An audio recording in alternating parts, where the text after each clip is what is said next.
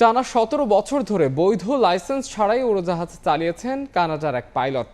দীর্ঘ সময়ে এয়ার কানাডার এই ক্যাপ্টেন ৯০০-র বেশি অভ্যন্তরীণ ও আন্তর্জাতিক ফ্লাইট পরিচালনা করেছেন। অবশেষে জালিয়াতির অভিযোগে জেফ্রি ওয়াল নামের ৫৯ বছর বয়সের সাবেক পাইলটকে গ্রেফতার করেছে দেশটির পুলিশ।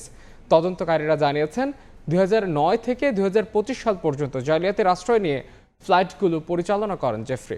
কমার্শিয়াল পাইলট লাইসেন্স থাকলেও বড় বাণিজ্যিক বিমান চালানোর জন্য সর্বোচ্চ যেই এয়ারলাইন ট্রান্সপোর্ট পাইলট লাইসেন্স প্রয়োজন সেটি ছিল না তার। তবে এয়ার কানাডা জানিয়েছে প্রতি ৬ মাসে বাধ্যতামূলক কঠোর প্রশিক্ষণ ও দক্ষতার পরীক্ষায় উত্তীর্ণ হয় যাত্রীদের নিরাপত্তা কখনো বিঘ্নিত হয়নি। বিষয়টি ধরা পড়ার পরপরই তাকে দায়িত্ব থেকে সরিয়ে দেওয়া হয়েছে।